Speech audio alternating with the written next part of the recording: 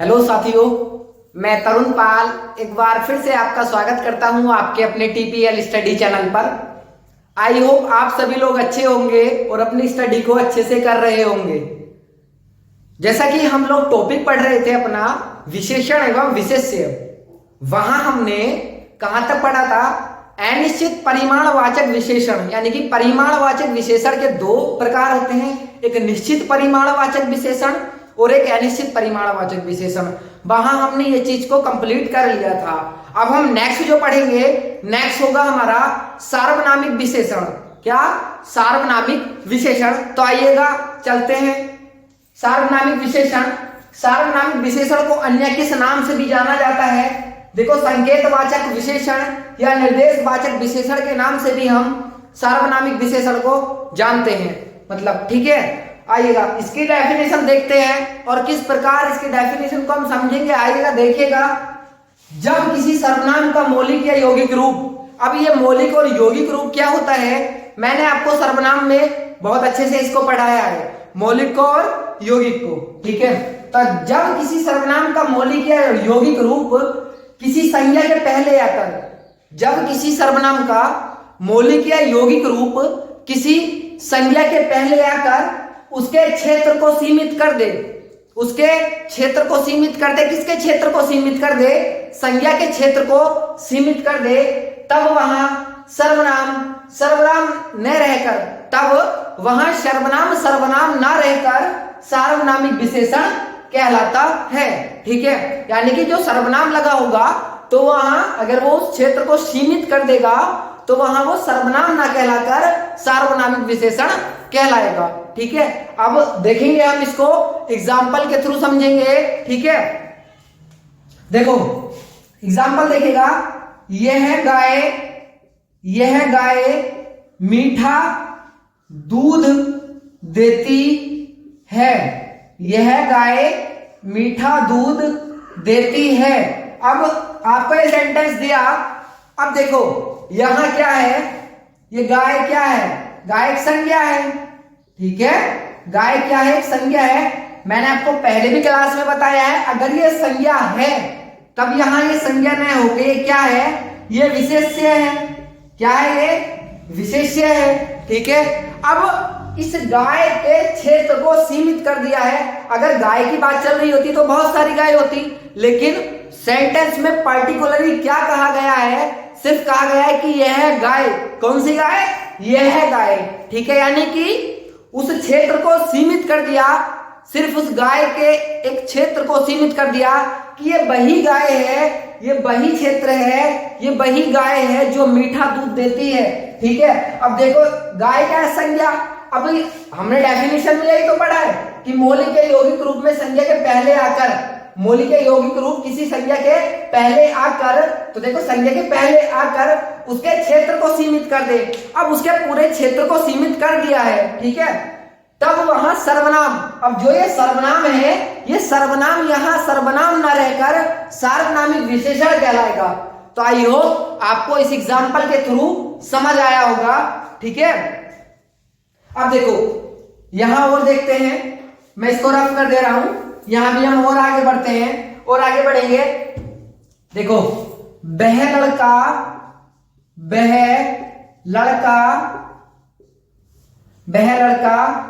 दिल्ली गया है। वह लड़का दिल्ली गया है। अब देखो लड़का क्या है? लड़का एक प्रकार की संज्ञा है। अब यहाँ ये संज्ञा कौन सी होगी? जातिवाचक संज्ञा। लेकिन यहाँ ये संज्ञा ना रहकर विशेष्य कहलाएगा। ठीक है, यहाँ ये संज्ञा ना रहकर विशेष्य कहलाएगा। और वह लड़का, यानी कि लड़के के क्षेत्र को सीमित कर दिया कि वह लड़का। अब देखो जब लड़के के क्षेत्र को सीमित कर दिया है तो ये क्या हो गया? ये विशेषण हो गया हमारा। क्या हो गया? ये हो गया विशेषण। ठीक है, अब विशेषण हो गया है, तब ये यहाँ क्या है? ये यहाँ सर्वनाम लगा है, लेकिन यहाँ सर्वनाम ना होकर ये सार्वनामिक विशेषण कहलाएगा। तो आई होप आपको ये समझ आया होगा, ये सार्वनामिक विशेषण आपको समझ आया होगा। तो आप देखिएगा इसको, हम बढ़ते हैं नेक्स्ट और आगे हम नेक्स्ट देखेंगे। ठीक है, चलिएगा आइएगा, अब हम देखते हैं नेक्स्ट से हमारा तुलना के आधार पर विशेषण। क्या? तुलना के आधार पर विशेषण। अब देखो, तुलना के आधार पर विशेषण 3 प्रकार के होते हैं। तुलना के आधार पर विशेषण हमारे 3 प्रकार के होते हैं, ठीक है। और 3 प्रकार वो कौन कौन से होते हैं देखिएगा। एक होता है मूलावस्था, एक होता है उत्तरावस्था और एक होता है उत्तमावस्था। यानी कि नंबर एक क्या होगा? मूलावस्था, उत्तरावस्था, उत्तमावस्था, ठीक है। ये किसके आधार पर है? तुलना के आधार पर विशेषण, ठीक है। या विशेषण की जो अवस्थाएं होती हैं तुलना के आधार पर वो 3 होती हैं। कौन कौन सी? एक मूलावस्था, एक उत्तरावस्था और एक उत्तमावस्था, ठीक है। आइएगा अब देखते हैं हम नंबर एक देखेंगे मूलावस्था, जिसे हम मूल अवस्था भी कहते हैं, जिसको हम क्या कहते हैं? मूल अवस्था भी कहते हैं। देखो क्या है, इनमें किसी प्रकार की तुलना नहीं होती। अब ये जो मूल अवस्था वाले वाक्य होते हैं इनमें क्या है, हम किसी भी प्रकार की तुलना नहीं करेंगे, अर्थात विशेषण अपनी मूल अवस्था में रहता है, अर्थात विशेषण अपनी मूल अवस्था में रहता है, ठीक है। देखो क्या है, सेंटेंस है, जैसे मैं कहूं राहुल अच्छा लड़का है। राहुल अच्छा लड़का है। अब देखो सबसे पहले राहुल की क्या विशेषता बताई गई है तो आपको अच्छे से पता है, ठीक है, कि राहुल क्या है? अच्छा है। और अच्छा होना ही क्या है? राहुल की विशेषता को दर्शा रहा है। अब डेफिनेशन में हमको पता है कि अर्थात विशेषण अपनी मूल अवस्था में रहता है। अब जो विशेषण होगा उसी को पकड़ लो यहां से, तो विशेषण क्या हो गया? अच्छा। तो अच्छा ये क्या है? अच्छा है ये मूलावस्था। ये जो सेंटेंस है ये किसका है? ये मूलावस्था का है, ठीक है। तो आई होप आपको समझ आया होगा। नेक्स्ट एग्जांपल देखते हैं। नेक्स्ट एग्जांपल है, देखो यहां देखते हैं, दीपा एक अच्छी माँ है। दीपा एक अच्छी माँ है। अब देखो दीपा की क्या विशेषता है, तो दीपा की विशेषता बताई गई है कि वह अच्छी है, ठीक है। तो अच्छा होना ही क्या है? ये क्या है? ये विशेषण है। और ये किसी में तुलना नहीं कर रहा है, ये स्वयं को कह रहा है, स्वयं में स्वतंत्र है ये, ठीक है। तो ये स्वयं की बात हो रही है कि दीपा एक अच्छी माँ है, तो बाकी और माँओं से किसी की भी तुलना नहीं हो रही है। राहुल की और अन्य राहुल से तुलना नहीं हो रही है, ठीक है। तो दीपा एक अच्छी माँ है और अच्छा होना ही क्या है? उसका मूलावस्था है। तो आई होप आपको मूलावस्था समझ आई होगी। अब हम देखते हैं उत्तरावस्था। चलिएगा आइएगा, अब हम देखते हैं नंबर 2 उत्तरावस्था, ठीक है। उत्तरावस्था क्या होती है? देखो इनमें 2 वस्तुओं की तुलना की जाती है। उत्तरावस्था में क्या होगा कि कंपेयर की जाएगी 2 वस्तुओं की, यानी कि 2 वस्तुओं की तुलना की जाएगी। इनमें 2 वस्तुओं की तुलना की जाती है,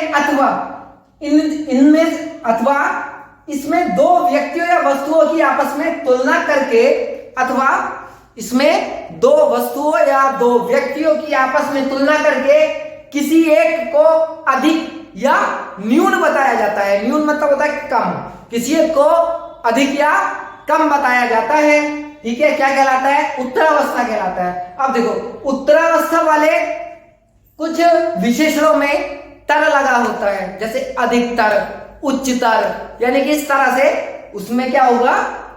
तर लगा होता है विशेषणों में, ठीक है। तो आइएगा हम इसको एग्जाम्पल से समझेंगे। देखो जैसे एग्जाम्पल है, राजू श्याम से अच्छा है। राजू श्याम से अच्छा है। यहां पर राजू श्याम से सुंदर है, राजू श्याम से काला है, यानी कि जो आपके मन में आए वो आप यहाँ विशेषण लगा सकते हैं, किसी का गुण दोष बता सकते हैं यहाँ, ठीक है। तो जैसे राजू श्याम से अच्छा है। अब देखो राजू की और श्याम की आपस में क्या की गई है? तुलना की गई है। राजू की और श्याम की आपस में तुलना की गई है कि राजू किससे अच्छा है? श्याम से। तो ये क्या हो गया? विशेषण हो गया। ये क्या हो गया? विशेषण हो गया, ठीक है। नेक्स्ट देखेंगे। नेक्स्ट क्या है? तुम्हारा घर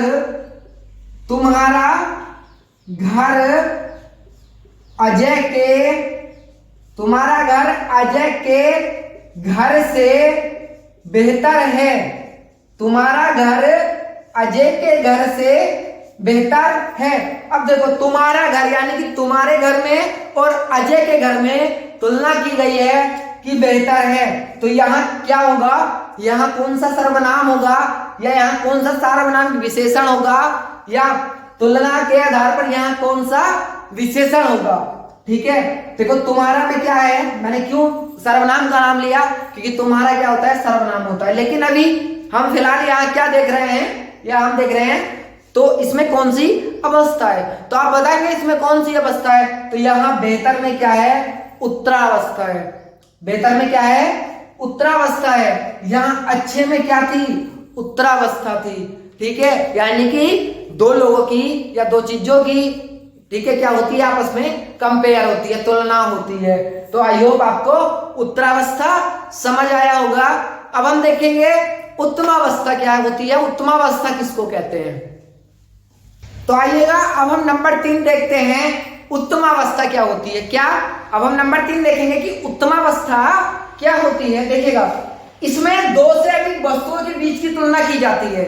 उत्तमावस्था में क्या होगा कि दो से अधिक की तुलना की जाएगी। अभी क्या था कि उत्तरावस्था में दो लोगों की आपस में कंपेयर की जाती है, दो वस्तुओं की आपस में कंपेयर की जाती है। लेकिन उत्तमावस्था में क्या है कि यहाँ दो से अधिक लोगों की आपस में कंपेयर की जाएगी, ठीक है, या तुलना की जाएगी, अथवा सब में से किसी एक को, अथवा दो से अधिक में से किसी एक को श्रेष्ठ या निम्न कहा जाता है। दो से अधिक में से किसी एक को श्रेष्ठ या निम्न, श्रेष्ठ मतलब उच्च और निम्न माने थोड़ा नीचा कहा जाता है। अब देखो उत्तमावस्था वाले कुछ विशेषणों में तम लगा होता है।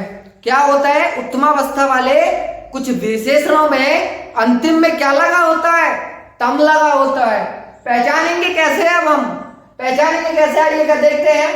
जैसे सबसे बढ़कर, सर्वाधिक, ये कुछ कीवर्ड है जो आपको याद रखने हैं। यहां से क्वेश्चंस पूछे जाते हैं कॉम्पिटेटिव में प्लस 12th में, एकेडमिक लेवल में भी यहां से पूछे जाते हैं क्वेश्चंस। ठीक है, तब पहचानेंगे कैसे, सबसे बढ़कर, सर्वाधिक, सबसे, सभी, सर्वोच्च, श्रेष्ठ, श्रेष्ठतम, देखो तम लगा होता है ना कुछ में, आदि शब्दों का प्रयोग किया जाता है। ठीक है, किसमें, उत्तमावस्था में। इसका एग्जाम्पल जो देखेंगे, एग्जाम्पल देखते हैं हम, और एग्जाम्पल क्या है, महाभारत में भीष्म का चरित्र श्रेष्ठ था। महाभारत में भीष्म का चरित्र श्रेष्ठ था। अब देखो यहां से पूछेगा, बताइएगा, अब महाभारत में भीष्म का चरित्र श्रेष्ठ था। महाभारत में कितने सारे लोग थे, वहां कोई एक तो पर्सन नहीं था ना, तो अब बहुत सारे लोग थे, लेकिन बहुत सारों में से क्या किया गया कि भीष्म की श्रेष्ठता, भीष्म के चरित्र की श्रेष्ठता को बताया गया है। ठीक है, तो इस श्रेष्ठ में क्या होगा, श्रेष्ठ में हमारा हो जाएगा उत्तमावस्था। तो आई होप आपको ये एग्जाम्पल समझ आया होगा। नेक्स्ट, मुंशी प्रेमचंद्र के उपन्यासों में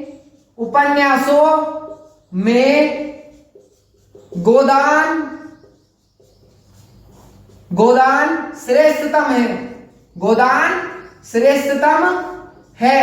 अब देखो, यानी कि मुंशी प्रेमचंद्र के उपन्यासों में, अब मुंशी प्रेमचंद्र ने एक या दो उपन्यास तो नहीं लिखे हैं ना, उन्होंने तो बहुत सारे उपन्यास लिखे हैं। तो मुंशी प्रेमचंद्र के उपन्यासों में गोदान एक उपन्यास है, किसका है, मुंशी प्रेमचंद्र का, बहुत फेमस है और एग्जाम्स में बहुत बार पूछा भी जाता है, चाहे वो 10th हो, 11th हो, 12th हो, ठीक है, या कॉम्पिटेटिव का कोई भी एग्जाम हो, बहुत मोस्ट है।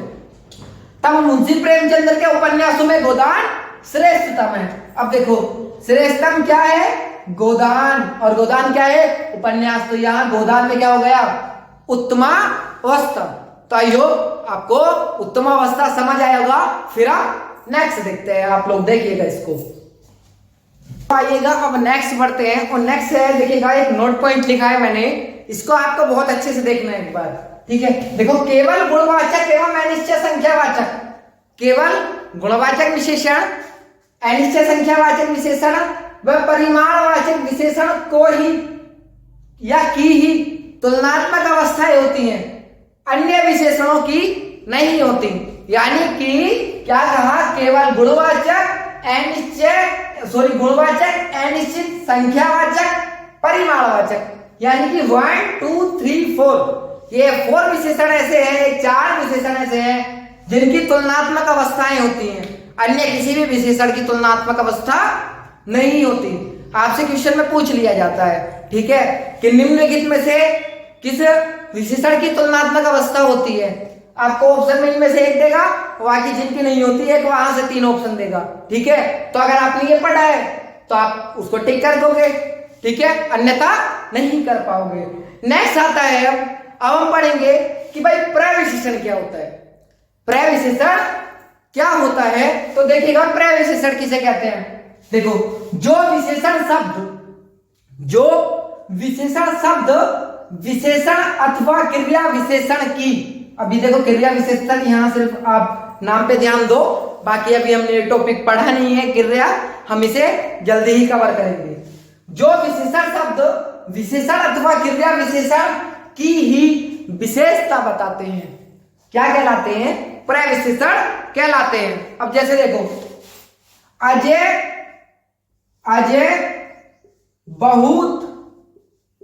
अजय बहुत खराब लड़का है। अजय बहुत खराब लड़का है, ठीक है। या इसको यहां, चलो ठीक है, ये रहने दो। अजय बहुत खराब लड़का है। अब देखो, यहां संज्ञा तो यहां भी है, यहां भी है, ठीक है, लेकिन हम किसको पकड़ेंगे? जहां विशेषण होगा, जहां विशेषण होगा हम वहीं पे पकड़ेंगे जाके। लड़का क्या है? संज्ञा है। यहां ये संज्ञा होके भी क्या है?